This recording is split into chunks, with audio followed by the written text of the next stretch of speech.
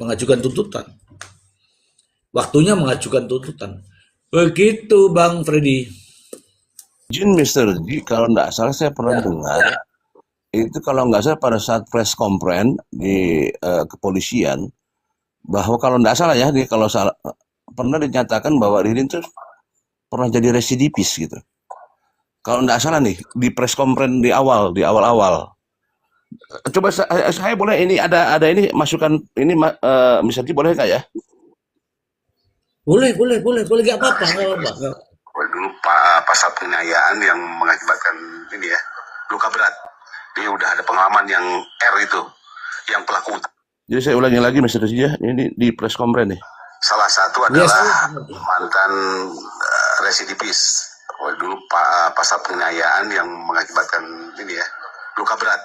Dia udah ada pengalaman yang R itu, yang pelaku utama. Uh, yang P-nya belum pernah. Salah satu adalah mantan residivis. Dulu pasal penganiayaan yang mengakibatkan ini ya luka berat. Dia udah ada pengalaman yang R itu, yang pelaku utama. Nah itu Mister G di press conference awal dari pihak kepolisian. ya. Ya, kalau mendengar press conference, justru itu karena saya berdasarkan press conference pada saat itu. Berdasarkan press conference itu, motifnya disebutkan kan? Ya enggak? Biasanya kan kalau press conference gitu berarti bahwa kalau dia residivis berarti data-data ininya sudah ada di pihak kepolisian, Mister G. Biasanya kan begitu, Mister G. Ya justru itu, justru itu. Karena itu kan berdasarkan press conference. Press conference itu anggaplah semuanya benar. Tapi faktanya itu motifnya adalah 750.000 gara-gara mobil rental. Itu kan press conference juga. Tapi kan nggak masuk juga. Dalam dakwaan bahkan tidak ada. Oke, tuh satu. Yang kedua, eh, kemudian dalam dakwaan muncul bisnis minyak. Iya kan? Itu press conference loh yang saya pegang loh itu. Kemudian tadi disebutkan bahwa yang bersangkutan adalah residivis. Nah, saya tanya ini residivis ini saya juga bertanya.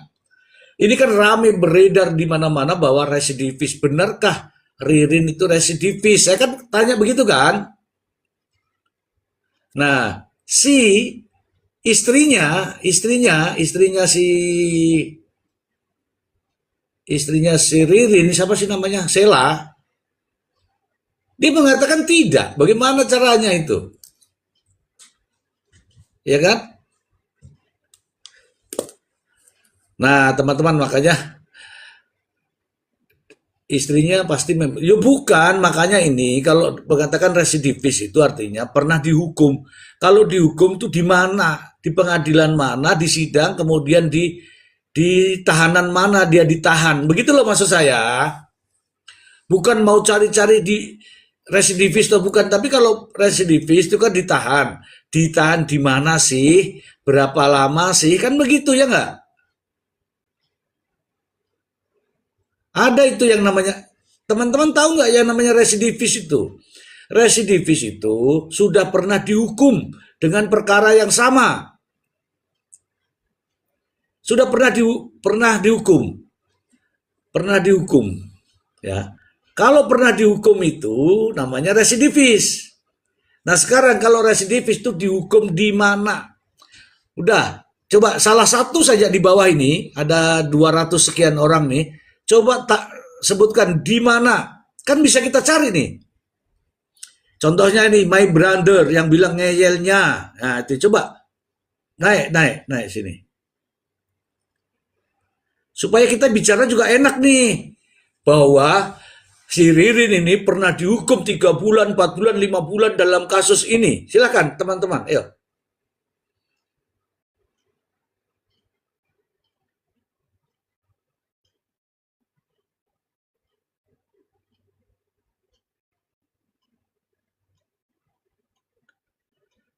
Pasti teman-teman akan mendapatkan bunyi berdasarkan konferensi pers.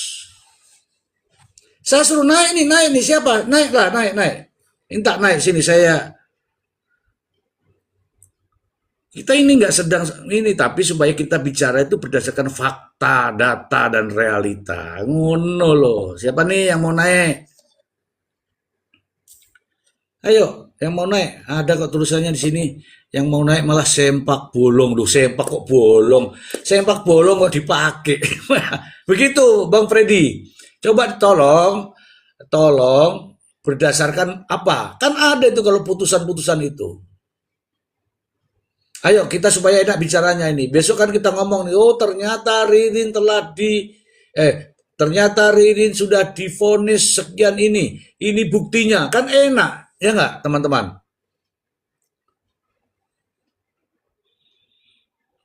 Seperti ini Mr. G ya, kalau lihat dari ya ini kan kita ini kan melihatnya ini kan pihak kepolisian yang menyatakan ya. Saya coba nih. Ririn Yanto menjadi salah satunya adalah mantan residivis, pasal penganiayaan, luka berat, dan yang R itu pelaku utamanya.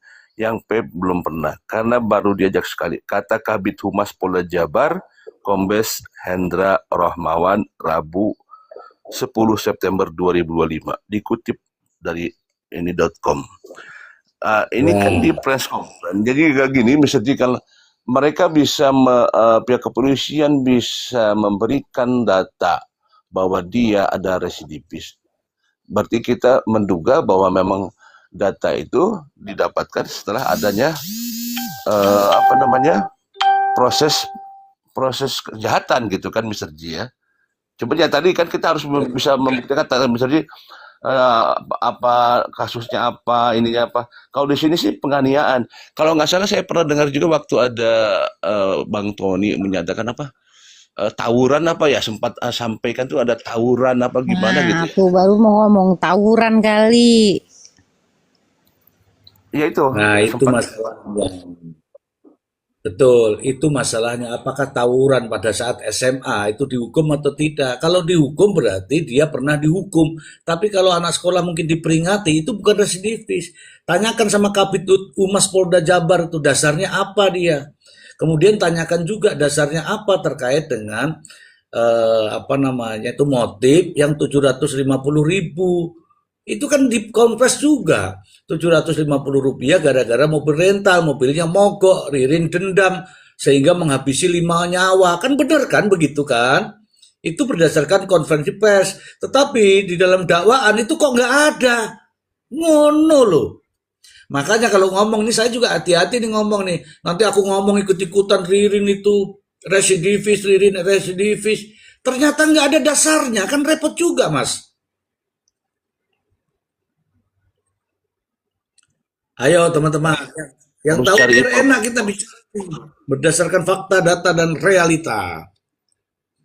Ya, kita harus cari informasi nanti ke Kabid Humas Polda Jabar ya, Mr. G ya. Iya dong. Lebih Bapak begini tahun lalu, bulan September, tanggal 9 tuh ngomong begini, residivis tuh dasarnya apa?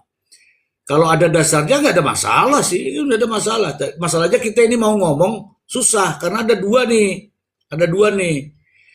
Nih, Ririn di pengadilan juga kan Ririn adakah permasalahan itu? Ada yang jawab Ririn memang pernah bermasalah waktu SMA. Waktu SMA tawuran. Kalau tawuran itu dihukum apa enggak? Kalau SMA kemudian dia daftar sebagai bank apa itu nggak pakai SKCK? Ya ayo teman-teman kita pakai ini aja. Pakai ini penganiayaan berat. Kan ada biasanya kalau ada begini kan muncul korbannya. Iya saya dulu pernah dianiaya. Kan banyak nih yang ngomong-ngomong nih. Saya pengen tanya sama teman-teman aja. Ini kan pada ngomong nih, bilangnya sudah dihukum. Kalau sudah dihukum itu,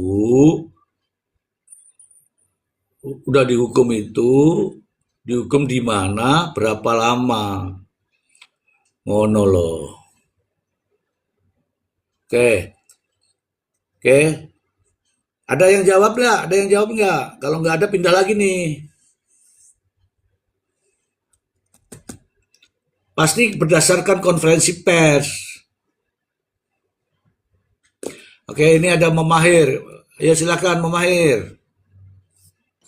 Halo, Assalamualaikum. Malam, Bapak. Malam. Salam. Nyimak dulu, Bapak, lanjut, silahkan. Ya, tadi aku nyari deh, tadi nggak ada nih berdasarkan konferensi semua. Nggak ada. Yang Nggak, mengenai residivis itu. saya itu kepo dengan tappinganmu. Naik mau bertanya, itu mau naik mau bertanya tentang apa? Iya, mau nanya tadi tapi lupa. Lanjut, nyimak dulu deh. Nanti kalau udah ingat baru aku nanya. Lanjut, Bapak, Tuh silahkan. teman-teman. Jadi lain kali kalau sudah mau naik, siapkan pertanyaan. Jangan sampai lupa. Karena ingat ya, usia itu kadang-kadang membuat kita lupa. Saya ini loh bawa buku ini loh. Semua pertanyaannya sampai tak tulis di sini. Ya. Oke, gitulah ya. Oke. Silakan teman-teman ketik residivis Ririn di mana nih pasti muncul. Silakan dicari. Erwin, Ririn bukan residivis Bang Mr. Z. Erwin, coba kamu jelaskan. Kok kamu mengatakan bahwa Ririn bukan residivis? Silakan. Ini pernyataan loh, harus dipertanggungjawabkan lah. Silakan. Erwin, apa yang dimaksud dengan residivis? Ya, residivis itu apa sih janjane ngono lho. Tak suruh naik nih yang bilang residivis naik, yang tidak residivis naik. Nah, ini ada Pak Tukang keren sekali nih Pak Tukang. Saya baca Pak Tukang. Ini cuman CCTV aja yang bikin saksi. CCTV harus asli. Oh, keren sekali nih Pak Tukang. Ini tukang CCTV nih pasti nih. Nih, baca sendiri nih Pak Tukang nih.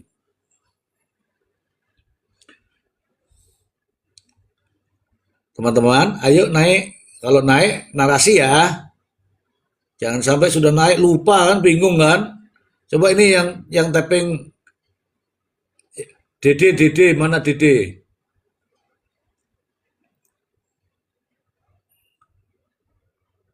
Gak ada ini Dede, gak ada naik nih Dede nih. Dede ini serem juga wajahnya ini. Dede, kamu mau ngomong apa Dede? Ini Dede nih. Selamat malam Mas Darji, selamat malam Hai, semua. malam Dede. Silakan Dede. Iya, ini perkara Ririn yang dikatakan residivis, katakanlah punya kesalahan masa lalu. Ya, ada percayanya juga, tapi dalam kasus ini belum tentu dia itu ada kesalahan. Mungkin yang dilontarkan itu benar, bahwa ada pelaku lain tidak bisa menafikan kalau dulu tuh dia tuh salah, sekarang pun dia salah, itu nggak bisa, nggak boleh. Dan tadi dikatakan bahwa CCTV itu harus dihadirkan penuh, harus jelas. Itu sangat betul sekali. Justru yang ada CCTV yang diputar dulu ya. Yang pertama diputar CCTV kejadian pada waktu seseorang masuk, dan kedua CCTV mengenai Budi pada waktu masih hidup. Lantas ditemukan lagi CCTV tapi dari CCTV yang lain yang tidak diupload oleh diketahui oleh publik, cuman dihadirkan di meja hakim, dan kita tidak tahu keaslian itu. Yang perlu itu justru CCTV yang dari toko bangunan yang menyorot ke rumah korban itu harus full. Jadi aktivitas apapun dari rumah itu dapat terpantau. Saya kira itu yang menjadi masalah ini. Kalau itu bisa dihadirkan, maka akan jelas sekali apa yang terjadi di rumah itu. Kalau yang dihadirkan di persidangan ini selaras dengan pengakuan beliau yang itu kok dari saya kok kurang meyakinkan ya, kecuali ada ahli, ini itu tadi ahli analisa CCTV dihadirkan mengenai keabsahan, keaslian, baru bisa dipercaya. Saya kira itu Mr. G. Terima kasih. Selamat malam Ya, semua ya, yang hadir di sini. ya, benar Bang Dede. Bang Dede ini sama dengan kita-kita semua, sama. Jadi kalau memang nih teman-teman, kalau bukti CCTV itu di awal memang sudah diketahui, di awal itu dijadikan sebagai pedoman atau patokan atau rujukan, nggak akan seperti kejadian seperti ini. Kalau dari awal ya. Terus CCTV juga harus dijamin. Kan ada cara-cara cara-cara polisi ya, polisi mendapatkan barang bukti itu kan ada. Caranya yaitu harus dijamin originalitas. Tidak boleh ditayangkan ke publik kecuali ditayangkan dalam proses peradilan untuk mengetahui kebenaran. Originalitas. Dan kalau sekarang begini berbentuk file, siapa yang jamin bahwa itu original? Itu satu. Kemudian CCTV itu petunjuk bahwa kehidupan itu pada hari ini ada, kemudian pada kematian ini, kemudian apa yang terjadi di tengah-tengah itu akan dikasih tahu tuh ahlinya yang akan berbicara. Ahlinya yang akan berbicara. Bukan sembarang orang. Tidak semua polisi itu ahli. Ya, saya kasih tahu nih, tidak semua polisi itu ahli. Sama juga tidak semua polisi itu penyidik. Saya kasih tahu nih. Ingat ya, polisi itu penyelidik. Tapi ya, tidak semua polisi itu penyidik. Jangan orang di bagian SDM ngaku-ngaku penyidik, jangan. Nah, yang bisa bicara terkait dengan CCTV adalah ahli digital forensik. Makanya sering saya mengatakan, boleh kita itu berbicara apapun, tapi tidak bisa dibantah. Tidak bisa dibantah. Percuma kita bicara ini, tapi dibantah. Bingung juga pada akhirnya. Ini contoh aja ini. Menyebut residivis. Itu saya langsung, mana buktinya? Percuma kalau ada. Sama juga hakim nanti. Ya. Kalau misalnya CCTV di hotel yang jelas, ya itu jelas, ada CCTV. Nah, di hotel itu kaitannya apa? Kan begitu kan? Tinggal dijelaskan. Siapa yang menjelaskan? Adalah orang-orang yang memiliki kapasitas tentang keahlian. Sekarang nih siapa nih? Dede misalnya. Dede bicara tentang CCTV, mantap bicaranya, top markotop. Begitu ditaruh di pengadilan, ayo Pak Dede ke pengadilan. Pak Dede itu ditanya, Pak Dede keahliannya di bidang apa? Nganu, aku tahu semua. Mana bukti sertifikasinya? Pokoknya, ya nggak bisa gitu. Ya, jadi tidak semua polisi itu ahli di bidang digital forensik. Kita sih nggak ada masalah ya, mau CCTV 2 hari 2 malam juga nggak ada masalah. Yang penting sisi originalitas. Ini pengacara-pengacara juga semua tahu. Justru ketika tidak original, justru inilah yang akan diperdebatkan dalam sidang. Masih ingat ya, Pak Oto Hasibuan itu belajar dari situ mengenai otopsi. Apakah ini mayat diotopsi? Bagaimana bisa diotopsi jika sudah mengetahui kematiannya kayak gitu-gitu? Itu ada itu. Ya, ada. Itu aja sih Bang Dede. Itu benar Bang Dede. Jadi kalau memang sekarang ada nih CCTV yang berkembang itu ya silakan masing-masing pihak punya. Ketik saja itu coba teman-teman di Google itu ketik saja itu. Apa itu cara mengamankan CCTV terkait dengan tindak pidana itu kan pasti akan terjawab di Google supaya nggak mau susah-susah. Izin Mr. Z ya. Ya, silakan. Aku kan jual CCTV juga ya. Kemarin pasang di Ya, SPBU. Jadi kan ada aku bersama tim juga, tim ahli dari CCTV, baik bekerja sama dengan Hikvision atau produk-produk yang lainnya.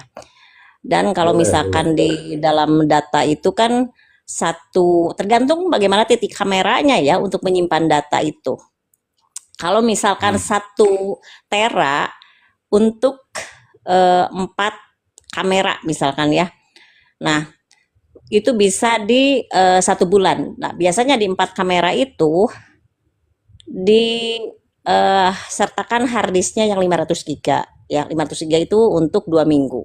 Nah, itu kan bisa jadi pemantauan atau misalkan rekap ulangnya itu kan bisa dilihat. Terus untuk ketajaman, bagaimana ketajamannya itu kan tergantung berapa itunya si kameranya ya, megapikselnya gitu.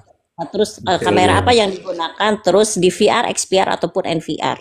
Itu aku bersama tim kemarin seperti biasa ya, gathering ataupun ada acara-acara untuk pengenalan produk dari CCTV juga gitu.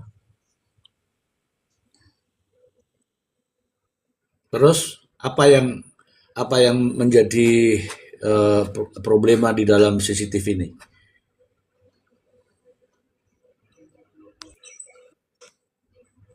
Ya itu di bawah ada yang komen, aku mengklarifikasi aja. Oh, oke. Jadi benar juga. Jadi kita hitung ya teman-teman ya, kata Dede tadi itu ada CCTV di sana tuh, CCTV saya.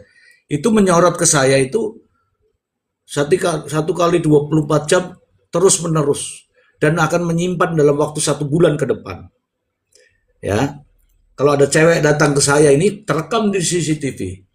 Nah, kalau ada yang nanya buktinya mana, saya bukakan CCTV. Nah, untuk diri saya, tetapi untuk penyidik itu diambil dari harddisknya.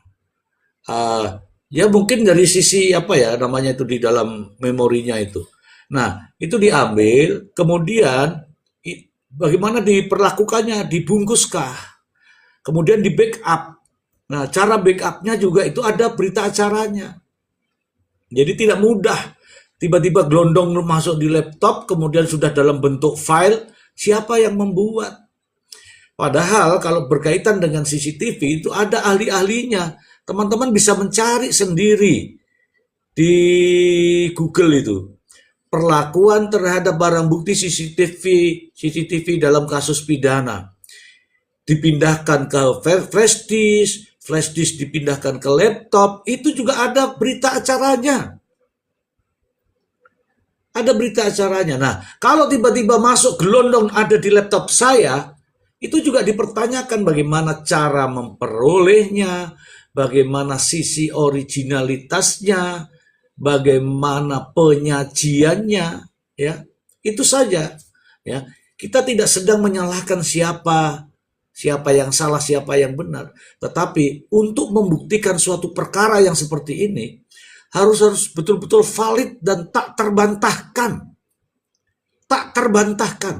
Jangan sampai kita sajikan ini masih bilang, oh itu rekayasa. Disodorkan lagi, itu Jadi supaya tidak dibantah itu bagaimana? Asli, real, fakta. Nah, itu. Nah sekarang kan banyak nih, zaman AI, Pak Jokowi aja kena itu. Pak Jokowi pakai bahasa Cina. Wow, ternyata Pak Jokowi pinter bahasa Cina. Padahal AI itu. Kita dulu nggak tahu. Nah, teman-teman, sisi-sisi originalitas inilah penting. Untuk apa? Untuk mencari kebenaran. Kebenaran yang betul-betul dijamin, tidak bisa dibantah lagi. Contoh nih, ini kan lagi dicari nih Ahmad Dhani. Semua orang mungkin punya KTP Ahmad Dhani. Ini bukan semua orang ya. Ini ada yang Semua yang ada KTP-nya Ahmad Yani diambil semua. Tapi kan ada yang tidak tahu apa sidik jari. Sidik jari satu orang per orang dengan orang yang lain itu berbeda. Contohnya seperti itu. Harus tak terbantahkan. Membawa bukti itu yang tak terbantahkan. Gitu ya. Oke. Oke, izin Bapak Ya, mau tanya silakan. itu tadi. Bahas ya Ahmad Yani ya. Ini kan di masyarakat sudah terpecah sekali ya mengenai Ahmad Yani. Ada yang percaya dia sudah tiada, ada yang percaya dia masih ada gitu kan. Apalagi setelah ada bukti-bukti kemarin Tony ya menghadirkan BPJS-nya masih aktif lah, bahkan katanya ada pergantian paskes ya Bapak ya. Malah sebelumnya kita dilihatkan fakta bahwa di April 2006 itu malah masih ada pencairan pensiunan lah ya. Nah, memang aneh sih gitu kan. Tapi yang menjadi pertanyaan gini, kalau memang benar Ahmad Yani itu masih hidup gitu ya, terlihat dari fakta-fakta ini gitu kan, apakah dia membuktikan tetap masih terlibat gitu di kasus ini Bapak? Karena secara tidak langsung kan, secara saintifiknya juga kan Ahmad Yani tidak ada secara sidik jari atau benda-benda milik Ahmad Yani yang tertinggal gitulah di TKP gitu kan. Karena sejauh ini kan hanya keterangan Ririn aja kan, jadi tidak kuat gitu. Bagaimana Bapak silakan. Aduh sorry serak. Silakan Bapak. Tenang, nggak usah disuruh. Gini loh, nggak usah dibuka lagi mic-nya, udah tutup aja dulu. Saya berikan ini. Hidup atau mati? Kalau hidup, apa buktinya? Kalau mati, mana kuburnya? Hidup. Kalau hidup, silakan tanda-tanda kehidupannya dibunyikan. Kalau mati, tanda-tanda kematiannya ditunjukkan. Gitu. Oke, sekarang kalau hidup, apakah dia ada terlibat dengan kasus ini? Nah, inilah yang sedang dibuktikan. Makanya berikan kesempatan mereka berbicara. Yang mengatakan Ahmad Yani itu terlibat itu sopo. Yang mengomong itu adalah dua orang itu, yaitu Priyo dan Ririn. Kalau Priyo mengatakan tidak ada lagi nama itu fiktif, tapi Ririn masih bertahan. Jadi dua-dua itu masih punya keterangan yang sendiri-sendiri. Jadi kalau keterangan sendiri-sendiri, silakan Ririn membuktikan, silakan Priyo membuktikan. Ririn akan membuktikan, nanti akan membuktikan apakah benar atau tidak, kita tidak tahu. Kita tidak tahu keterlibatannya.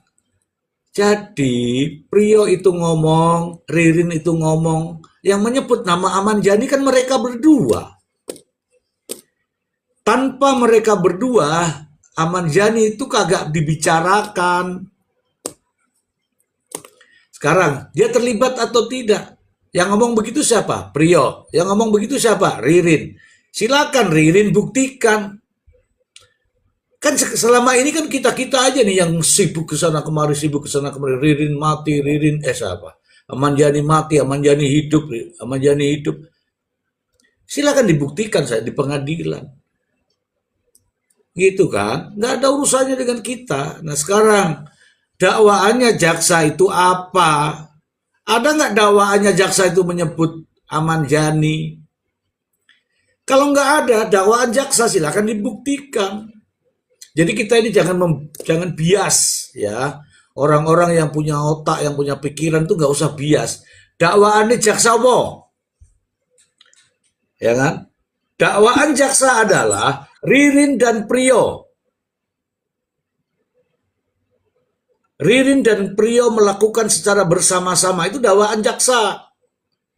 Jaksa buktikan dengan fakta-fakta.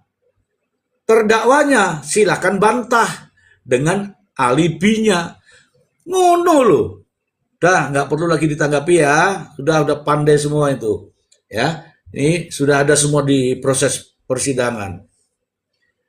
Jadi ketika dakwaannya itu bisa dibuktikan, maka dakwaan itu jaksa akan melakukan tuntutan. Tuntutannya apa? Kalau pembunuhan berencana, maksimal adalah hukuman mati. Kepada siapa? Ya kepada siapa saja yang terlibat. Kalau hanya 2 orang itu ya, 2 orang itu yang terancam hukuman mati. Atau penjara seumur hidup. Kepada siapa? Ya kepada pelakunya. Siapa pelakunya? Yang sekarang ada dalam dakwaan itu ya 2 orang itu. Ya 2 orang itu sudah akan dihukum seumur hidup. Atau 20 tahun. Kepada siapa dijatuhkan 20 tahun? Ya kepada pelakunya. Siapa pelakunya? Ya kalau menurut dakwaan, ya 2 orang ini. Kalau dakwaannya 2 orang ini ya jangan cari orang-orang lain. Kalau mau ada orang lain silahkan dibuktikan dulu. Ngono loh. Jadi pembunuhan berencana. Wis toh, clear toh. Apa meneh? Ini Aman Janiti lagi nonton, lagi udut, lagi ngopi nih sama nonton di sebelah sana. Sambil Iya, guyub-guyub, paham Bapak, Mister. paham. Oke, udah paham. Silakan tadi yang siapa yang mana nih? Izin, Mr. Z, izin. Ya, silakan. Ya, ya. Itu tadi dikatakan mengenai dakwaan. Itu otomatis kalau sesuai dengan dakwaan jaksa nantinya, seperti yang tertuang di BAP, nanti didakwakan oleh jaksa, bahwa mereka berdua pasti akan dihukum. Dan yang terjadi adalah pengakuan Prio yang lain saat ini, yang mengatakan bahwa semua dikarang oleh Ririn. Yang benar kesaksian yang baru ini. Tapi kalau menurut saya, Prio ini blunder. Blundernya apa? Ya sama aja. Mungkin karena dia diiming-iming katanya, itu yang disiarkan ya. Hukumannya bisa ringan 1 tahun. Saya kira hanya pengalian aja itu. Sama aja kasusnya dia dengan pengakuan yang baru, dengan dakwaan yang semula yang ada di jaksa. Itu dia punya kapasitas kesalahan itu sama antara pengakuan yang baru dengan yang sebelumnya didakwakan jaksa itu. Sama, dia hanya melihat saja dan nggak mungkin juga itu menjadi realita ya. Nantinya juga akan dihukum berat juga. Saya kira itu blundernya itu. Di situ sama aja itu. Kalau menurut saya loh ya, bobotnya itu sama aja. Dia turut serta membantu ya di dakwaannya. Kalau ini dia melihat saja. Yang baru itu melihat saja. Kalau ada Aman Yani, ada Ton Joko dan siapa itu, dia juga melihat saja, juga menguburkan. Nanti juga sama aja itu. Apa yang menjadi pertanyaan saya, apakah dia merubah cerita itu punya nilai yang positif buat dia? Bagi saya tidak. Bagi saya tidak. Itu akan sama aja yang akan menimpa dia. Itu loh yang apa karena Prio ini dipermainkan, apa karena Prio ini juga ada tekanan juga dari pengakuan yang baru itu menjadi pertanyaan bagi saya juga. Terima kasih. Mungkin yang lain bisa komen. Ya, tenang dulu, nggak usah komen dulu. Pasti saya akan adil kok berikan ini. Tapi saya kasih tanggapan dulu ya, tanggapannya. Ini manis ini, bagus tadi. Saya, Mr. Z, bicara hari ini bicara begini. Ini nanti sampean semua jawab aja. Hari ini aku bicara A. Besok aku bicara B. Terus aku ngomong, aku mau jujur, aku bicara C. Ini namanya apa menurut teman-teman? Bicara saya ya, A, B, C. Aku mau ngomong A, ngomong lagi B. Oke. Kemudian aku mau jujur, ngomongnya C. C ini tidak sama dengan ini. Jadi A, B, C ini beda-beda contohnya. Itu apa namanya menurut pengertian Anda? Meskipun saya mengatakan saya mau jujur. Nggak konsisten, Mister.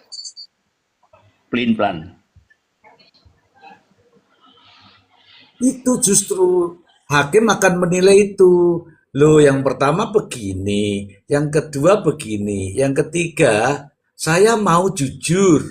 Justru itu pertanyaan timbul. Loh, yang kemarin tuh ngapain? Yang pertama sama yang kedua ngapain? Artinya apa? Hakim mengatakan bahwa ini inkonsisten. Oke. Tidak selaras ya, tidak selaras. Padahal sudah dicatat tuh sama panitra itu. Panitra dia ngomong apa saja itu dia tulis sama panitra. Bukan ditulis sama hakim tapi panitra. Panitra akan menyampaikan kepada hakim. Nah, disitulah ada nilai yang namanya inkonsisten. Justru ini kalau pengacara yang hebat ini, justru ini dicatat sama pengacara itu. Wah, keren nih. Ya, keren nih. Kalau baku lawan-lawan ya keren nih. Berarti ngomongnya aja plan misalnya gitu.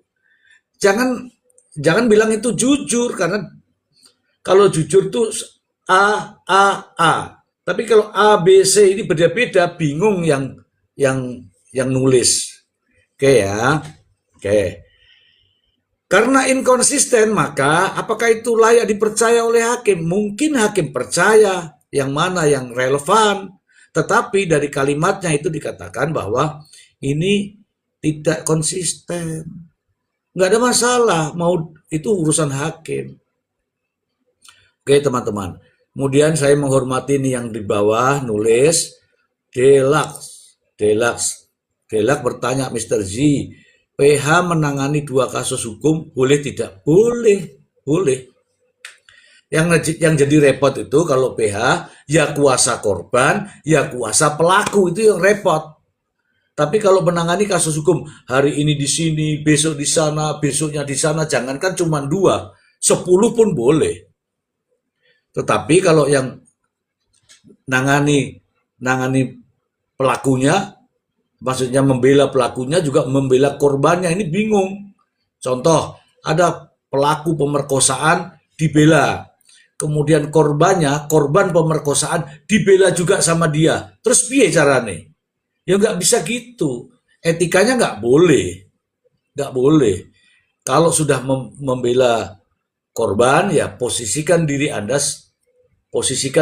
sebagai penasihat hukum korban. Jika Anda berposisi pada posisi penasihat hukum pelaku, ya posisikan diri Anda pada posisi penasihat hukum pelaku. Jangan ceritanya pelaku di sini, kemudian ceritanya ini disampaikan kepada korban. Begini ya, itu malah nggak boleh. Itu Delak ya, terima kasih Delak.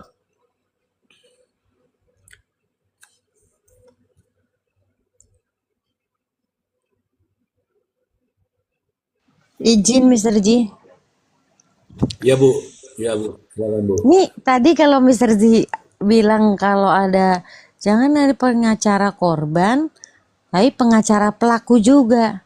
Nah, cuman di sini ada yang lebih unik, Mr. Z, daripada yang Mr. Z bilang tadi, yaitu Prio ini dilaporkan pencemaran nama baik, tapi dia juga membela Prio. Itu gimana itu, Mr. Z? Apakah itu udah dicabut atau belum? Karena ada nih yang menarasikan seperti ini, Mr. Iya, aku tahu itu. Dia sebelumnya menyebut Ahmad Yani, begitu dia menyebut Ahmad Yani, dia laporkan itu karena supaya dia serang Prio, dilaporkanlah si Prio ini ke polisi karena menyebut Ahmad Yani. Enggak lama kemudian karena itu nggak naik itu ya, masalah itu nggak naik. Yang naik kan yang ini nih, yang Prio Ririn ini. Ke situ lagi jadinya. Itu kalau itu mah sudah, ya aku mau bilang apa ya? Aku nggak enak bilangnya. Ya, kalau begitu silakan Anda menilai sendiri. Hari ini saya membela si A, besok saya membela si B. Nah, ngapain saya ini capek-capek begitu, kayak nggak ada kerjaan aja. Gitu sih cerita. Ya, kita lihat endingnya nanti. Ini kan sudah mulai muncul-muncul nih. Siap, siap, Mister. Mm. Kalau mau memaksa saya untuk menjawab, saya tidak akan jawab, ya. Karena Anda tentu mancing-mancing saya kan untuk konfrontasi. Jebakan Batman, Mister. Ah, teman-teman ya, janganlah, jangan. Jadi begini prinsip ya, hari ini kalau saya sudah pro sama mertua, ya sudah pro sama mertua. Meskipun besok itu tetangga sebelah bilang, nak kamu ke sini nak, mau ke sana lagi, wah sudah nggak benar itu, sudah nggak benar itu. Bukan begitu cara kerja apa namanya penasihat hukum, pengacara, ya. Kalau Anda bekerja sebagai pengacara seperti penjilat itu nggak bagus, ya. Makanya nggak lancar nanti itu, ya. Kalau sudah bela-bela, sesalah apapun kita bela, karena kita tujuannya adalah membela hak-hak hukumnya. Meskipun nanti di penjara nggak ada masalah, karena memang itu tugasnya, ya kan. Tetapi kalau, oh gimana kamu begini, ah di sana aja yang enak, di sini yang enak, di sini yang enak, nggak bagus tuh, nggak bagus, nggak keren. Oke. Lagi Bapak mau tanya. Tunggu dulu, tunggu dulu. Kasih orang lain Izin, karena pertanyaan sudah di situ. Ya izin Dede. Mister. Iya, begini. Ini mengenai CCTV ya. Katanya adekan saya yang mempunyai CCTV. Berarti itu adalah milik pribadi saya. Ya toh. Lah berhubung ini CCTV saya ini menyorot mengenai kasus pembunuhan itu. Maka CCTV itu harddisknya atau rekamannya itu diambil oleh polisi. Nah, apakah saya sendiri tidak berhak sebagai pemilik CCTV untuk mengetahui dengan detail apa yang ada di CCTV saya? Apa semua itu harus diserahkan ke polisi? Sehingga saya tidak bisa melihat kejadian yang sebenarnya. Walaupun itu peristiwa mengenai orang lain. Itu yang saya tanyakan pertama satu. Yang kedua, ini mengenai data-data yang diberikan Prio sehubungan dengan wajah seseorang. Terus apa namanya? Intinya ciri-ciri pelaku. Yang sekarang ini kok ternyata berbalik ya. Dia Prio nggak mengakui lagi. Nah, apakah bisa pengacara, katakanlah pengacaranya Prio yang dulu, Pak Tony, ini meminta agar polisi bisa mengsketsa wajah dari pelaku tersebut untuk dimintakan sehingga bisa dicari orang tersebut, diidentifikasi orang tersebut. Sekarang kan jadi buta, yang nampak hanya Ahmad Yani saja, sedangkan Joko, ciri-ciri Joko, ciri-ciri yang lain itu, yang membunuh lain itu sudah disebutkan oleh Prio. Apakah sebagai pengacara bisa meminta itu semua untuk diajukan ke hakim? Atau bisa katakanlah halayak ini bisa tahu bahwa ciri-cirinya seperti ini loh yang disebutkan. Ya, itu aja saya kira. Terima kasih. Oke. Oke Pak ya, saya jawab ya. CCTV. Apa sih manfaat CCTV? Ya, CCTV adalah perwakilan daripada mata kita di saat kita tidak melihat secara langsung, ada rekamannya. Nah, jika berkaitan dengan adanya peristiwa tindak pidana, maka ada kewajiban hukum untuk pemilik daripada CCTV tersebut menyerahkan atau dengan tujuan untuk apa? Untuk pro justisia. Ya, kalau sudah tahu duluan juga nggak ada masalah, tetap diserahkan. Kalau belum tahu juga nggak perlu pengen tahu. Serahkan saja, biarkan saja itu untuk peradilan. Nanti di peradilan, ya artinya apa? CCTV sayalah yang membantu itu. Bukan harus kita lihat duluan, tidak. Tidak, nggak penting itu melihat duluan. Yang berikutnya terkait dengan sketsa. Sketsa apakah boleh pengacara meminta sketsa? Pak, kalau itu dilakukan secara digital forensik, Pak Dede, itu ada alatnya daripada ahli ini. Ya, misalnya ini gelap, kemudian bagaimana diperbesar 30%, 40%, 50%, 60%, kemudian tambahi warna, seret, kemudian nanti ada kata-katanya identik, asal jangan untuk kepentingan media sosial. Kalau untuk kepentingan pembuktian itu yang diminta. Jadi keahlian tadi dengan sarana-sarana elektronik bisa. Jadi kalau mata kita ya diperbesar itu. Jadi kalau dari keahlian itu akan muncul yang namanya berapa persen nih dibandingkan 30%, 40%, 50%. Ini contoh ya. Kemudian jawabannya apa? Antara si A yang terlihat di depan mata ini, begitu dibandingkan dengan video ini, nah identik. Atau 90% identik, atau 80% identik. Udah gitu aja. Tapi jangan coba minta supaya bisa untuk kalangan masyarakat. Ya raiso, ini untuk peradilan kok. Justru yang kalangan masyarakat ya kita-kita ini yang sedang bicara ini. Apa pengaruhnya kepada pengadilan? Nggak ada. Tapi menambah wawasan. Ngono loh, Pak Dede. Terima kasih, Mr. J. Ya, nih, terima kasih Pak Dede. Aku senang nih kalau Pak Dede sudah puas nih, aku senang nih. Bang R, naik Bang R. Wah, ini Bang R saya suka nih. Coba tanyakan yang lebih tajam tuh, jelita, mengenai yang semalam tuh. Bagaimana ini, apa penyebab kematiannya dan seterusnya itu ya. Keren itu.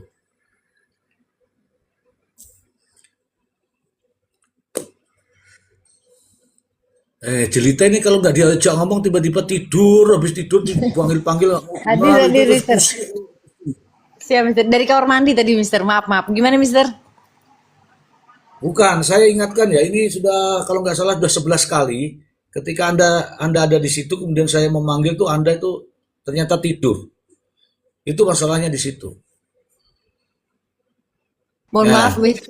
Kadang-kadang terlalu nunggu terus kayak enakan denger tuh kayak didongengin, Mister, atau bablas gitu. Maaf, Mister. ya, ya, nggak apa-apa. Yang penting kan tidur. Masalahnya kalau ada di situ tapi nonton di tempat lain, wah itu yang repot itu. Banyak yang begitu. Nggak Kelihatannya ada, aman, Mister, aman. Saya setia, Mister. ya kelihatannya itu ada kelihatan bolong tuh ada namanya di sini. Tapi pakai HP yang lain, dia nonton di tempat lain yang jogging-jogging. Itu yang repot. Akhirnya begitu kembali lagi, nanya lagi. Loh kenapa? Aku nggak tahu, nggak dengar. Kenapa? Nonton di tempat lain. Ngono loh. Aman, Ya Mister, aman. silakan Ami. Ami mau ngomong apa, Mi? Aku closing statement aja ya, Mr. Ji ya. Ya silakan. Sepakat betul. Kita di sini hanya berdiskusi ya, bernarasi untuk menambah wawasan bagaimana kasus yang ada di hadapan kita. Selebihnya serahkan pada ahlinya ya. Di dalam hadis riwayat Bukhari Muslim juga, jika sesuatu diserahkan bukan pada ahlinya, tunggulah kehancuran. Nah, saya berterima kasih sekali ya Ya keren masuk ya. di channel hostnya ini ya. Semoga saja kita semua selalu dalam lindungan Allah dan ada pesan moral yang disampaikan dari kasus ini. Intinya preventif. Ada peribahasa bangkai ya. Itu apa tuh? Aku gemes banget nih, sampai kehilangan kata-kata. Sepandai-pandainya menutup bangkai itu pasti akan tercium juga. Itulah ketika kejahatan, apapun kejahatan itu pasti akan kebuka juga ya. Ibarat kita melempar bola ke dinding dan akhirnya akan mantul kepada diri kita. Insya Allah, innamal amalu biniyat, segala sesuatunya tergantung niat. Jangan takut selama kita dalam koridor yang benar. Niat benar ataupun niat salah tetap ada yang menjadi saksinya, ada malaikat, ada Tuhan, ada Allah, ada malaikat rokib dan atid yang selalu mencatat amal perbuatan kita. Akhir kata dari saya, semoga saja sehat lahir batin semuanya, banyak rezeki dan bahagia, sukses selalu ya. Terima kasih. Wassalamualaikum warahmatullahi wabarakatuh. Waalaikumsalam. Warahmatullahi wabarakatuh, Ustaz ya. Waalaikumsalam warahmatullahi wabarakatuh. Nah, itu benar tuh. Serahkanlah sesuatu itu pada ahlinya. Jangan kau ahli degan kamu minta tolong sama ahli duren. Ahli degan itu kita mau minum degan, air degan itu tanya sama degan tuh. Sama Pak Degan. Pak Degan, mana degan yang muda? Pasti dikasih degan yang muda sama Pak Degan. Jangan tanya sama ahli duren. Duren, ini aku mau minta. Ya nggak ketemu. Nggak ketemu. Tanyakan pada ahlinya. Itu benar sekali itu. Nah, sekarang ahlinya itu siapa nih terkait dengan CCTV? Belum ada. Kita ini lagi ngecaprak ini bertanya. Gitu, teman-teman. Jadi, apa yang kita narasikan selama ini tuh saya tidak pernah mengatakan saya harus begini, saya harus begitu. Tidak. Silahkan Anda suarakan, silahkan dia buktikan, kan begitu. Oke, silakan Bang Freddy. Ini keren sekali tadi nih Bang Freddy. Serahkan pada ahlinya Bang Freddy. Setuju, Mr. G. Semuanya harus diserahkan kepada ahlinya. Kalau kembali lagi ke masalah CCTV, Mr. G. Nah, pada saat dari pihak kepolisian melemparkan berkas untuk jadi P21 ke jaksa. Nah, ini kan oleh jaksa pasti dipelajari dulu nih. Apakah memenuhi syarat minimal 2 alat bukti yang kuat apa tidak. Kalau tidak, biasanya suka dikembalikan berkas itu. Nah, apa sih kira-kira yang menjadikan jaksa menerima berkas untuk jadi P21? Kalau tidak salah, itu adanya kembali dulu nih, alat bukti itu kan ada 5, dan sekarang ada 8 ya. Keterangan saksi, kemudian keterangan ahli, surat petunjuk, kemudian keterangan terdakwa, dan 3 lagi. Nah, apakah 2 alat bukti itu sudah memenuhi syarat untuk diangkat ke P21? Apakah sidik jari Ririn, kemudian pengakuan Prio, apakah 2 alat bukti itu yang menjadikan keyakinan jaksa menerima berkas untuk P21? Nah, apakah ini sudah kuat apa belum gitu kan, pertanyaan begitu, sehingga diyakini itu untuk masuk ke proses persidangan. Nah, pertanyaan mengenai CCTV. Pertanyaannya, kapan sih CCTV yang Prio pada saat persidangan Prio yang tanggal 25 itu yang ada kegiatan di toko ya malam hari bahwa 2 terdakwa membawa korban, itu pertanyaannya kapan sih CCTV itu didapatkan oleh penyidik? Ini kan pertanyaan yang memang harus dijawab ini, harus kita penasaran gitu, kapan CCTV ini didapat oleh penyidik? Kalau misalkan di awal-awal sudah didapat, kenapa tidak disertakan ke berkas di P2 untuk P21? Karena kalau kita lihat bobot antara sidik jari dan bobot dengan CCTV, ini menurut saya itu lebih kuat CCTV. Karena kan kalau sidik jari itu hanya bisa menerangkan bahwa keberadaan seseorang di tempat itu. Tapi sidik jari tidak bisa menentukan tanggal. Apakah sidik jari ini di tanggal 19? Apakah sidik jari ini di tanggal 28 atau 29, 30? Kan tidak bisa ditentukan sidik jari itu.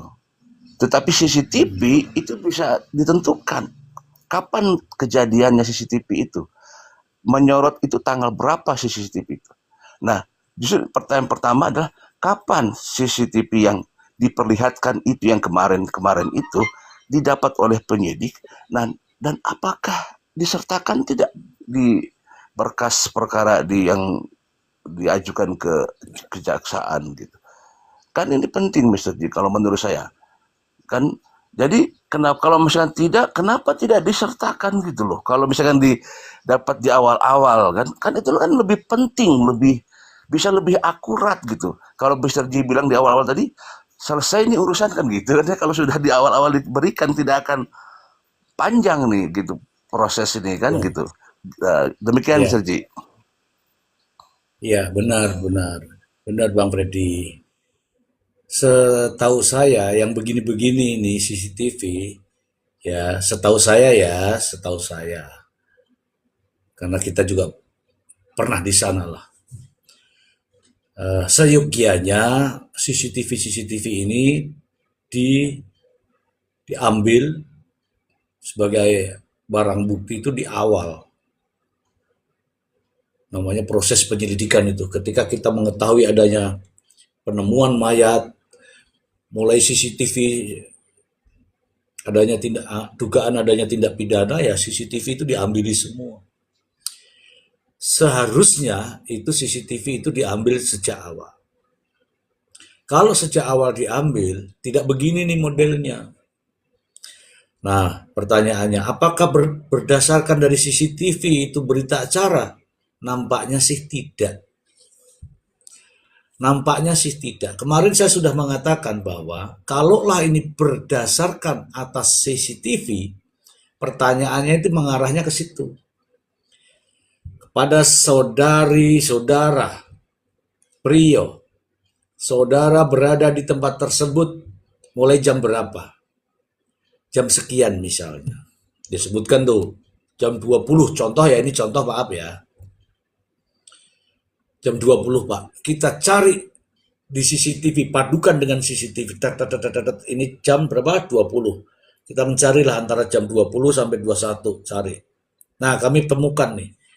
Nah, sebagaimana yang terlihat ada di CCTV, jam 20.05, ada seseorang yang melintas. Siapakah dia sebenarnya?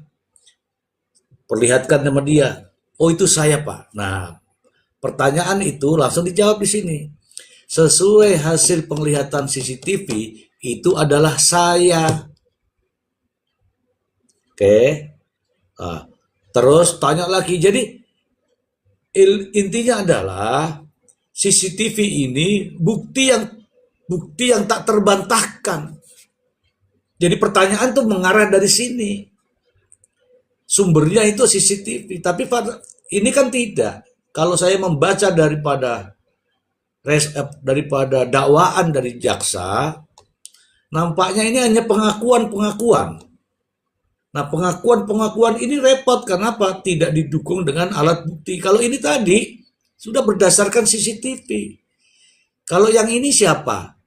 Kalau yang ini siapa? Kan berdasarkan CCTV. Tapi kalau yang ada sekarang di dakwaan itu adalah pengakuan. Pengakuan tersangka, hari itu dia ngaku, besok itu bisa berubah. Nah, faktanya sekarang, karena berdasarkan pengakuan itu dibantah. Maka itu semua jadi bingung nih. Teman-teman mungkin tahu ya, apa yang ada di dalam, mungkin sekarang saya tanya ini yang suka tapping-tapping, saya tanya. Teman-teman sudah baca dakwaannya apa belum? Dakwaan jaksa.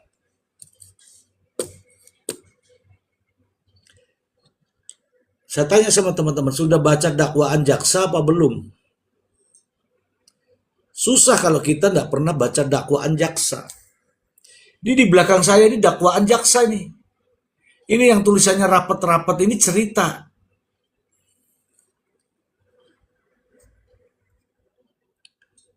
Saya gedein dulu ya. Saya gedein dulu. Jadi percuma kalau kita ini ngobrol sana kemari tidak berdasarkan dakwaan. Di belakang saya ini dakwaan jaksa terhadap Ririn, dakwaan jaksa terhadap Prio, ada di sini. Kalau di sini itu bunyinya nih, Ya, kalau di sini bunyinya nih.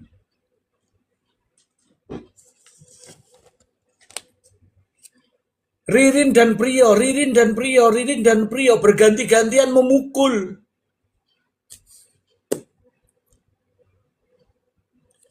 Habis mukul Ririn dikasih palunya ke Priyo. Priyo mukul lagi. Habis Priyo mukul dikasih ke Ririn. Ririn mukul lagi. Ini dakwaan.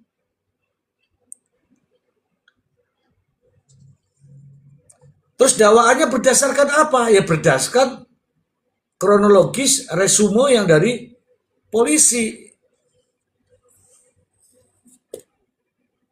Silakan dibantah teman-teman kalau dakwaan ini. Jaksa pun boleh kok bantah, ini buatanmu bukan. Kalau dakwaannya seperti ini, pelakunya adalah Ririn dan Priyo, pelakunya adalah Ririn dan Priyo. Dua-duanya itu sama-sama melakukan. Kalau sama-sama melakukan, ya apalagi. Ini dakwaan jaksa. Tapi kan beda dengan pengakuan Ririn. Beda dengan kesaksian Ririn. Seandainya itu berdasarkan CCTV, Ririn tidak akan bisa membantah. Yang jadi masalah adalah berdasarkan pengakuan Priyo, berdasarkan pengakuan Ririn. Inilah yang jadinya. Tapi kalau dakwaan ini berdasarkan pengakuan keduanya, bukan berdasarkan CCTV. Ini ya. Ini teman-teman kita ini. Nah, disinilah Anda melihat saya. Saya itu berbicara berdasarkan apa? Ini berdasarkan ini, fakta-fakta ini. Bukan ngarang-ngarang, bukan berdasarkan fiti-fiti, bukan. Di sini tidak ada yang namanya Aman Yani. Kalau tidak ada Aman Yani, ya artinya apa? Memang tidak disebutkan dalam dakwaan ini.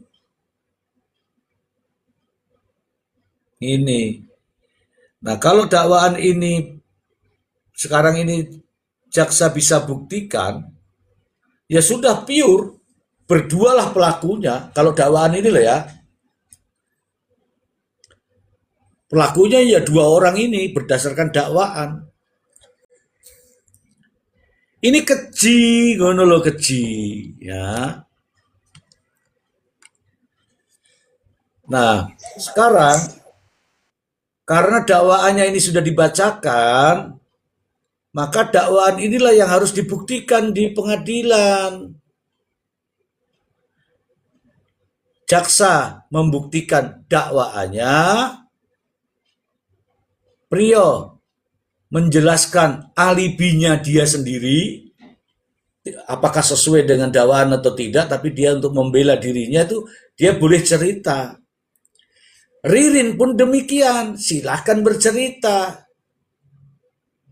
Gitu kawanku. Ya. Silakan mau fiktif, mau nyata, mau fiktif, mau nyata, silakan dibantah ini dakwaan. Itu semua tujuannya adalah untuk membantah dakwaan. Karena dakwaan ini kalau dakwaan ini benar, maka tuntutannya pun sama. Saya pernah bilang, kalau saya mencuri mangga, dibawa ke pengadilan, ya mangga yang saya curi, bukan jadi jagung. Kalau bercerita tentang jagung, ya saya harusnya tidak tahu. Tapi kalau aku bilang, oh iya pak, iya pak, iya pak, ya sudah, akhirnya jagung sama mangga saya curi sama-sama. Begitu. Oke, silakan cerita. Ya, Mister. Ini sebelumnya ini ada gadis desa nih. Logikanya Ririn yang tarik uang, Budi.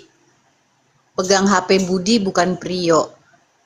Gadis desa dilurusin dikit ya. Yang ngambil uangnya itu bukan Ririn tapi Priyo. Itu ada di CCTV Briling. Priyo yang ngambil. Satu itu.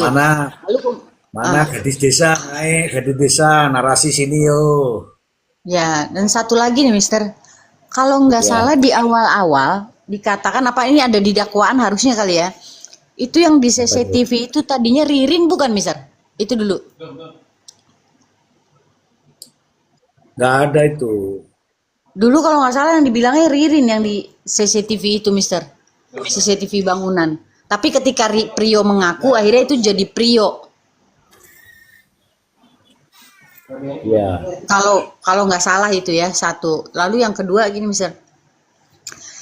Bisakah, pertanyaan saya gini, bisakah tanpa CCTV itu dijadikan bukti petunjuk masuknya ya, dijadikan bukti, lalu kemudian dihadirkan, jaksa menerima itu sebagai bukti, lalu di P21-kan tanpa dihadirkan ahli. Lalu kemudian ketika itu maju di persidangan, bisakah pengacara atau pembela PH itu menolak karena tidak adanya ahli? Demikian pertanyaan saya, Mister. Oh ya, kalau menolak, kalau bisa saja. Kalau P21 kan antara manusia ya. P21 itu antar manusia. Kalau jaksa baik sama polisinya baik kenal, ini udah yang penting P21 cepat misalnya. Bisa saja. Tapi secara objektif berkas perkara juga harus inilah jadinya. Kalau asal-asal P21 ya begini ini jadinya. Kenapa saya katakan asal P21? Mungkin kan ada berjenjang itu, ada jaksa peneliti, kemudian ada juga koordinasi antara jaksa dan polisi, jaksa dan penyidik, bagaimana rekonstruksi, bagaimana menyajikan barang bukti, semua ada. Kalau hasil koordinasinya berdasarkan, udahlah pokoknya itu repot. Kalau berdasarkan profesi masing-masing, saya kasih P21 kalau ada ahli yang di ini misalnya. Saya kasih P21 kalau bisa rekonstruksi di TKP-nya langsung, misalnya. Itu. Tapi kalau ya wis lah angger ngono lah pokoknya aman, lancar, aman dan tertib, repot. Kemudian ya terkait dengan sampai sekarang ini kan dakwaannya begini. Kemudian di tengah jalan itu ada bukti, ya itu sah-sah saja. Ketika ada pengacara mau mengajukan tuh sah-sah saja. Ya. Kenapa saya katakan sah-sah saja? Begini, Bu. Karena ada itu kan alat bukti di KUHP yang baru itu. Ini saya bacakan ya di 235 kalau nggak salah. Dia mengatakan begini. Di yang terakhir nih ya. Atau saya urutkan satu persatu ya biar enak teman-teman ya. Apa itu alat bukti? Ini alat bukti nih semua nih ya. Keterangan saksi, 1. 2. Keterangan ahli. 3. Surat. 4. Keterangan terdakwa. 5. Barang bukti. 6. Bukti elektronik. 7. Pengamatan hakim. Tuh nggak ada lagi petunjuk ya teman-teman ya. Nggak ada petunjuk, tapi di sini bunyinya adalah pengamatan hakim. Bukti elektronik, kemudian pengamatan hakim. Kemudian yang ke-8, ini dengerin yang ke-8 nih. Yang ke-8 ini adalah segala sesuatu yang dapat digunakan untuk kepentingan pembuktian pada pemeriksaan di sidang pengadilan sepanjang diperoleh secara tidak melawan hukum. Nah, secara tidak melawan hukum juga perlu dipertanyakan. Artinya apa? Secara tidak melawan hukum? Ya, tentu saja dengan keabsahan, dengan keaslian. Ya, gitu. Jadi segala sesuatu yang berkaitan dengan pembuktian itu dibolehkan. Ya misalnya ini sekarang nih ada ketemu Palu, ada ketemu ini, ada ketemu itu.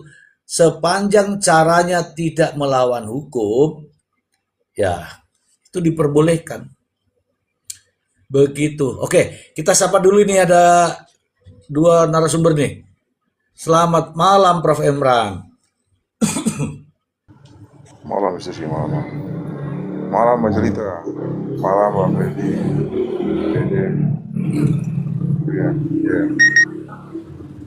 Iya. Boher ya. Soalnya apa namanya Mbak Jelita ketawanya di itu.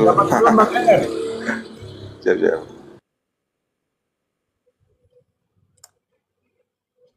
Ya, Silakan Prof. Lanjut, lanjut. Lanjut. Ya, gitu ya Bu Jelita ya. Saya sudah sampaikan ya Bu Jelita. Siap, Mister. Ya, Izin Mr. Z. Itu ya silakan Bang Dede. ada tappingan yang bagus itu. Masalahnya kenapa rekonstruksi kok dilakukan di lapangan futsal, nggak tempat yang sesungguhnya? Apakah itu diperbolehkan atau bagaimana? Itu saya sendiri juga bingung. Kenapa rekonstruksi nggak di rumah tersebut, tapi di lapangan futsal? Mungkin bisa dijawab, Mr. Z. Iya, iya benar itu pertanyaan yang aneh juga. Bukan pertanyaan yang aneh, maksudnya kegiatan yang aneh. Saya itu pernah melakukan rekonstruksi bukan di tempat aslinya. Kenapa? Begini ceritanya. Ada pembunuhan. Ini mohon maaf Prof. Imran, ini cerita nyata ini. Ada pembunuhan yang sudah disorot oleh CCTV. Tidak penting tuh CCTV itu petunjuk buat saya. Jadi yang dari CCTV itu kita tahu siapa pembunuhnya, bagaimana cara dia membunuh, kemudian dengan menggunakan alat apa, itu kelihatan semua di CCTV. Tetapi TKP-nya pada saat kejadian itu bagus. Tapi setelah kita mulai mau ke tahap rekonstruksi, banjir itu TKP. Makanya kita menggunakan TKP pengganti, seolah-olah menyerupai TKP aslinya. Tetapi kebetulan tidak serumit yang ini, karena itu TKP-nya ada hamparan tanah yang ada pagarnya.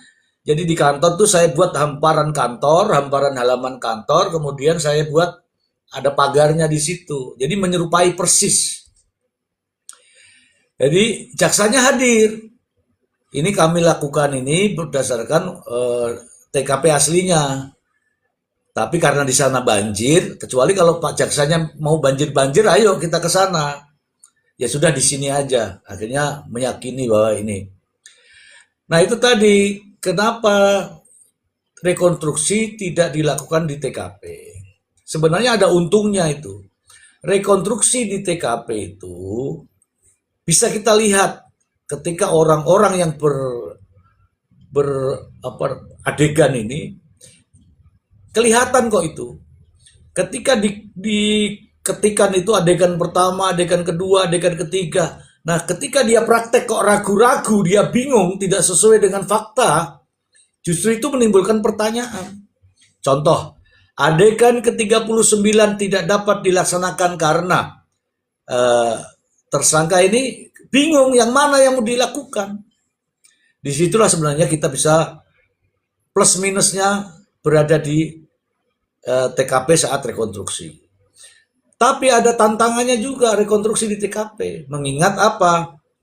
Nih, kematian yang begitu banyak, korban yang begitu sadis ya, itu akan menimbulkan gejolak masyarakat. Ketika itu dilaksanakan di TKP pasti akan ribut tuh. Nah, siap atau tidak menghadapi keributan ini? Nah, kalau misalnya saya ya harus siapkan, harus bantuan pengamanan sekian banyak supaya rekonstruksi itu berjalan dengan aman. Nah, mungkin itu juga pertimbangannya sehingga pelaksanaan rekonstruksi tidak dilakukan di TKP. Ada beberapa pertimbangan itu. Namun dampaknya ketika hanya dilakukan di mana tuh, di lapangan apa itu, lapangan tenis, lapangan basket atau apa itu saya nggak tahu. Ya toh, bisa jadi nih saya katakan, ya mungkin disekat-sekat menyerupai rumah itu. Tetapi kan jadi tidak aslinya. Jadi gitulah yang menimbulkan ini ya.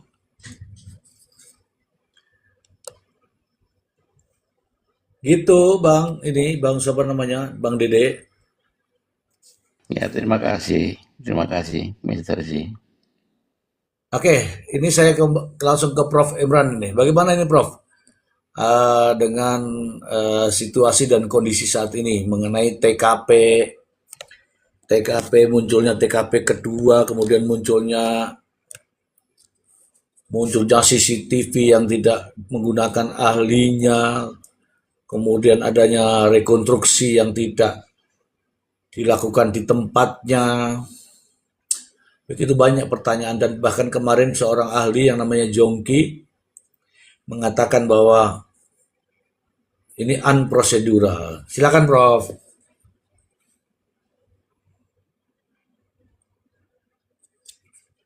Iya, Mr. Isi. Jadi apa ya, kita ngomong jadi ya sih sebenarnya sama lah. Artinya banyak hal yang gak jelas karena memang itu kaitannya dengan profesionalisme dari teman-teman penyidik ya, terutama gitu. Yang kedua juga jaksa penelitinya juga kemudian kan apa namanya, ketika dia teliti itu kaitannya dengan BAP harusnya kan clear sebelum kemudian itu diajukan ke dalam dakwaan. Tapi kelihatannya nggak begitu, lalu banyak hal yang kemudian berubah, berubah. Jadi problematik itu karena semua ini kan kemudian hanya dibasiskan pada keterangan dari para terdakwa. Itu yang jadi masalah. Jadi ketika mereka merubah keterangan mereka, dakwaan kan pada akhirnya hilang arah, ya kan? Dakwaan kehilangan arah. Jadi integritas dakwaan itu kemudian dipersoalkan. Yang kedua, ini kaitannya dengan cara perolehan alat bukti ini sebenarnya. Tadi itu saya sempat nonton VT, Mr. G. Ada satu VT yang dalam persidangan itu hakim bertanya pada JPU kaitannya dengan bukti CCTV. Ditanya sama hakim, CCTV ini sebelumnya sudah dilakukan digital forensik apa belum? Dikatakan oleh JPU bahwa belum. Coba bayangkan. Belum dilakukan digital forensik. Ya. Lalu kemudian ditanya, ketika diperoleh ini siapa yang kemudian menyerahkan ini? Menurut JPU bahwa itu mereka menerima itu dalam keadaan seperti itu.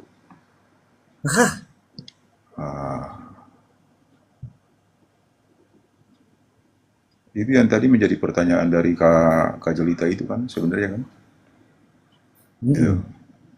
Padahal kalau kita merefer ke pasal tadi yang Mr. G jelaskan tadi kan sebenarnya kan pasal 235 itu kan sebenarnya pasal 235 ayat 3 kalau nggak salah ya.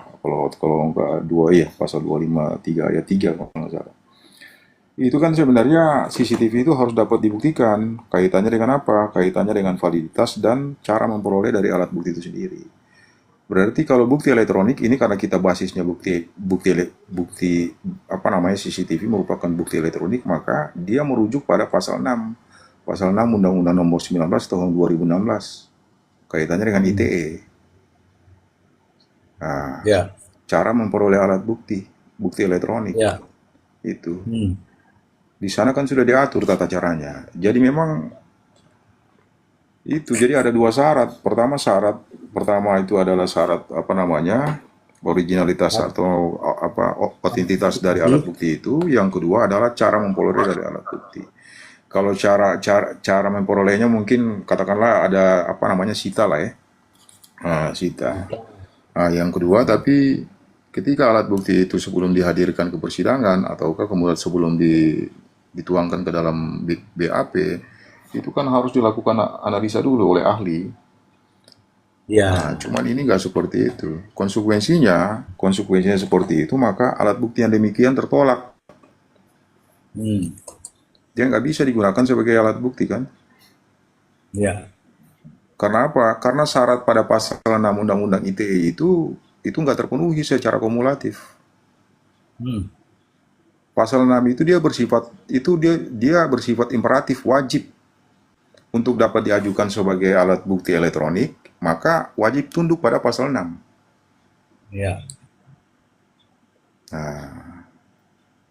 Jadi ini yang hal-hal yang sebenarnya menjadi koreksi Tapi entah kenapa kok itu bisa lolos, bingung juga saya.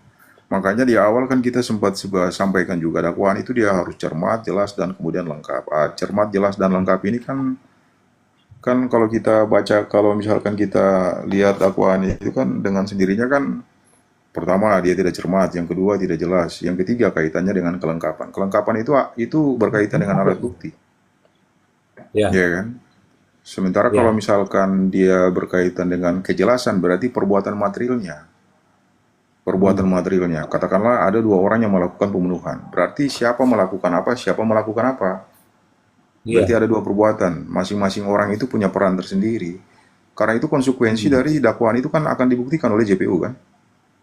iya, Nah, kalau misalkan perbuatan itu kemudian tidak terbukti, ya orang itu harus diputus free spark, bebas. iya, Karena iya, dakwaannya tidak terbukti. Nah, makanya kemarin itu kita diskusi kaitannya dengan pasal pasal 75 itu harusnya dakwaan ini apa namanya, ketika dia sampai pada perlawanan maka eksepsi itu perlu ditunda dulu. oh Nah, iya, ini iya, juga sebenarnya kelalaian dari pengadilan juga menurut saya. Karena ketika perlawanan itu sebenarnya dia udah mulai masuk pada pokok perkara tuh Mr. G. Karena dia kan jelas, membantah ya, dibantah iya, semua apapun yang memang tertuang dalam dakwaan itu kan kemudian dibantah oleh Prio dan Ririn. Makanya iya, harus ditunda dulu sampai akan diputus bersamaan dengan putusan akhir. Nah, konsekuensi seperti ini nih, ya kan? Nah, iya, cuman memang sekarang ini hakim sendiri saya kira jadi bingung. Nah, karena dia sudah sampai pada putusan selah, Mr. G. Artinya dia harus iya, sampai juga pada putusan akhir. Nah, iya, putusan akhir. Putusan akhir itu cuma 3 nantinya nih kan. iya, Pertama dia diputus bersalah, yang kedua dia diputus lepas, ataukah dia diputus bebas. iya, Nah, kalau lepas kayaknya nggak mungkin. Nah, hanya di antara dua nih. Tapi kalau misalkan diputus bebas, aneh kan? Tapi kalau rame kan? misalkan dia diputus Masalah, bersalah, tetap aja rame juga, tetap iya, rame. iya. Padahal, padahal Ya. melalui aturan. Menyalahi aturan. Iya, Itulah hal-hal yang kemudian mestinya CCTV itu atau bukti elektronik itu harus dijadikan sebagai alat bukti primer. Makanya hakim juga tadi menyatakan bahwa ini kan CCTV ini diajukan sebagai alat bukti utama. Kok kenapa? Artinya nggak dilakukan dulu digital forensiknya. Tuh. Alat bukti utama loh Mr. G. Disebut sebagai alat bukti utama. Artinya disebut sebagai alat bukti utama itu berarti testimoni dari para saksi dan terdakwa ini dia menjadi secondary, yang primary itu adalah bukti elektronik. Kalau bukti betul. elektronik cara memperolehnya sudah nggak jelas seperti itu, cara menyajikannya juga sudah nggak jelas. Lalu apa yang mau diandalkan? Ya Iya, kan? iya, iya, Nah, ditambah lagi keterangan dari para terdakwa ini kan terjadi inkonsistensi. Dia ngomong A, besok iya, ngomong B, lusa juga ngomong C. Nah, iya. itu yang kemudian menjadi masalah. Itu sih, Mr. Sih. Baik, keren sekali ini teman-teman. Nanti akan saya bacakan pasal 75 dan 135 ya. Ada saya sapa dulu. Bang R, selamat malam Bang R. Selamat malam Mr. G, selamat malam abang-abang semua. Izin menyimak Ya, terlebih dahulu Mr. G. oke. Oke, terima kasih. Nyimak dulu ya. Saya bacakan dulu, ini menarik sekali teman-teman. Tadi Prof. Ebrat sudah menyebutkan pasal 75. Ini dengerin ya. Pasal 75 KUHP yang baru ya. Penuntut umum melimpahkan perkara ke Pengadilan Negeri ayat 1 ya. Ayat 1. Penuntut umum melimpahkan perkara ke Pengadilan Negeri dengan permintaan agar mengadili perkara tersebut disertai dengan surat dakwaan dalam jangka waktu paling lama 14 hari. Ayat 2. Penuntut umum membuat surat dakwaan yang berisi tanggal penandatanganan, nama lengkap, tempat lahir, umur dan tanggal lahir, jenis kelamin, kebangsaan, tempat tinggal, agama, dan pekerjaan tersangka. B. Uraian secara cermat, jelas, dan lengkap mengenai tindak pidana yang didakwakan dengan menyebutkan waktu dan tempat tindak pidana dilakukan. Waktu dan tempat, tempatnya di mana? Oke.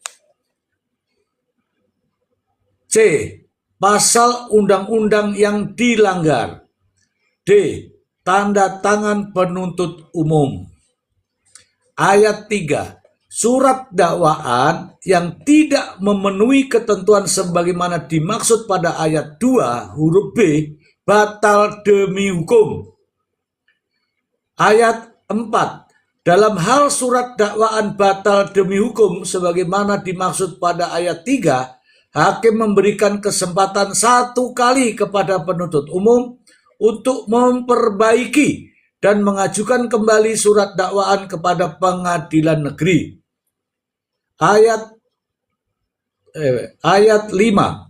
Dalam hal surat dakwaan sebagaimana dimaksud pada ayat 4, masih diajukan keberatan oleh terdakwa atau advokatnya, hakim memeriksa dan memutus keberatan tersebut bersama dengan pokok perkara dalam putusan akhir.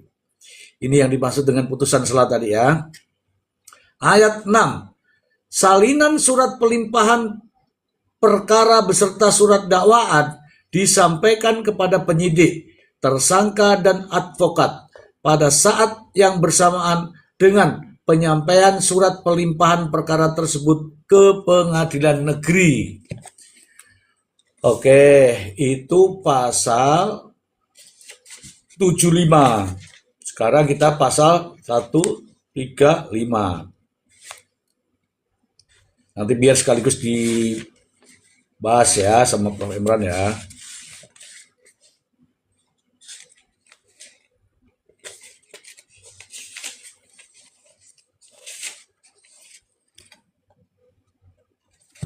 Pasal 135 ayat 3 kalau nggak salah. 125 atau 135, Prof? 235 di sini. 235. Oh ya, Ya, 235 alat ya. bukti. Maaf. Pembuktian pasal 235 ayat 1. Alat bukti terdiri atas A. Keterangan saksi, keterangan ahli, surat. D. Keterangan terdakwa. E. Barang bukti. F. Bukti elektronik. G. Pengamatan hakim. Dan H. Segala sesuatu yang dapat dipergunakan untuk kepentingan pembuktian pada pemeriksaan di sidang pengadilan sepanjang diperoleh secara tidak melawan hukum. Ayat 2. Hal yang secara umum sudah diketahui tidak perlu dibuktikan. Ayat 3. Alat bukti sebagaimana dimaksud ayat 1 harus dapat dibuktikan autentikasinya dan diperoleh secara tidak melawan hukum. Ayat 4. Hakim berwenang menilai autentikasi dan sah atau tidaknya perolehan alat bukti yang diajukan. Ayat 5. Alat bukti yang oleh hakim dinyatakan tidak autentik dan atau diperoleh secara melawan hukum tidak dapat digunakan sebagai alat bukti pada pemeriksaan di sidang pengadilan dan tidak memiliki kekuatan pembuktian. Oke, Prof, mohon dijelaskan kaitannya dengan ini, Prof. Silakan, Prof. Oke, Mr. Ji, mungkin ada satu pasal lagi yang harus dibaca tuh. Tadi saya bilang Boleh. pasal 6 Undang-Undang Nomor 19 tahun 2016 kaitannya dengan ITE. Pasal 6 Undang-Undang ITE. Oke.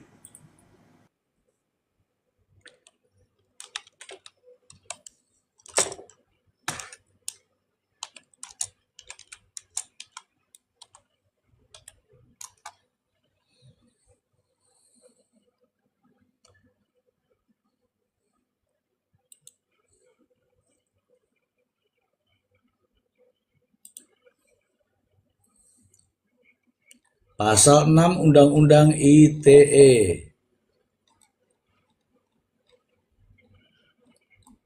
Di sini tuh lengkap teman-teman. Mau pasal apa saja langsung klik muncul teman-teman.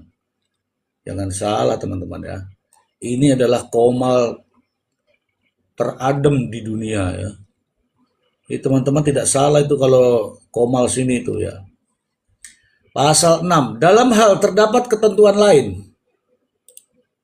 selain yang diatur dalam pasal 5 ayat 4 yang mensyaratkan bahwa suatu informasi harus berbentuk tertulis atau asli, informasi elektronik dan atau dokumen elektronik dianggap sah sepanjang informasi yang tercantum di dalamnya dapat diakses, ditampilkan, dijamin keutuhannya, dan dapat dipertanggungjawabkan sehingga menerangkan suatu keadaan. Oke.